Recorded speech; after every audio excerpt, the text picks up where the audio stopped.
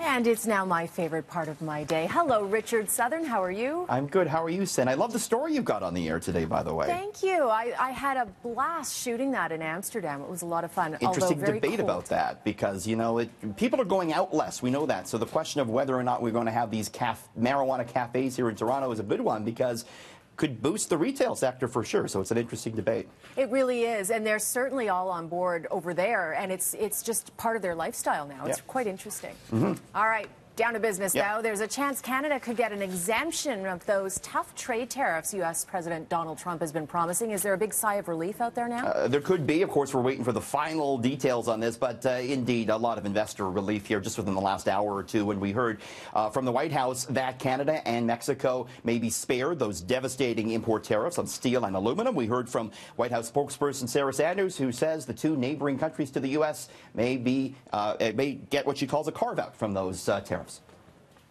The president's been clear that he wants to address the trade imbalances and the unfair practices, and certainly we would take anything into consideration. But as of right now, we're moving fully ahead, and anything that would change would be done so on a national security basis.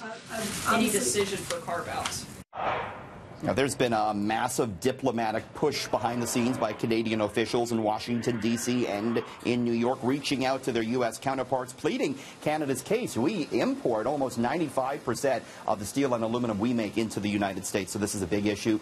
Stocks, Cynthia, closed off the worst levels of the day, but still a bit lower. One stock that was higher, Stelco, out of Hamilton, the big steel maker, it was up more than 3% on Bay Street. I'm sure they're celebrating. Yes, All right, indeed. some good news now for borrowers. The Bank of Canada is leaving interest rates unchanged, and it could stay that way for some time. Yeah, you know, a couple of months ago, we were thinking we're going to have a few interest rate hikes this year. Now, with all that trade worry, the NAFTA concerns, maybe not so much. Bank of Canada left its interest rate unchanged at 1.25% today, after, of course, raising it 3 times since June of 2017. The bank making note of the trade concerns, also making note of the fact that fourth quarter growth was a little bit weaker than expected. This kept the loonie lower, Cynthia, Canadian dollar around 77.5 cents U.S. All right, and many of us are busy doing our taxes these days, my least favorite thing to do.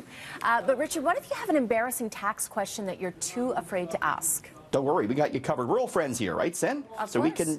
we can talk some embarrassing tax questions. It's all good. H&R Block actually helping us out with these. So first question, say I suffer from inflammatory bowel disease and the doctor prescribes Imodium. Can I claim it on my taxes, Cynthia? H&R Block says no, you can't claim over-the-counter medication. Okay, next embarrassing question. I moved across the country for a job, but I had to make special travel arrangements for my 3 pet tarantulas. Can I claim it? Yes, moving expenses incurred by all members of your household, including pets, can be claimed on your taxes. Interesting. My boyfriend's 6-year-old son with his previous girlfriend and his half-sister, who I'm not related to, moved in. Can I claim the child tax benefit for them? This was another embarrassing question, and it turns out that, yes, related or not, if you and your boyfriend have primary care and responsibility or shared custody of the children, you can get the CCB. Another embarrassing tax question. Say I work from home, I host clients in my home office. Can I claim landscaping bills? Yes, you can if your home office is your primary workspace. Ah, very interesting. Never be afraid to ask, Sen. Never be afraid, of course. Now, drinking and driving, of course, is an absolute no-no, but should there be similar warnings for drinking and shopping? New research finds we spend a lot of money while shopping drunk. I wouldn't know. I don't think I've ever done it, but no, I suppose that makes sense. You're a lot more responsible than the rest of us, Cynthia, but a lot of people do. This is a big study out from Finder.com. It found that 46% admit to shopping while drunk. Really? And those, yes, 46%. And look at that, Cynthia. Those that do, they spent $448 while intoxicated in 2017. Men spent more than women. No surprise there, I don't think. Generation X, though, spent triple what millennials did while intoxicated. So what's everyone buying when they're tipsy? Food, no surprise, tops the list.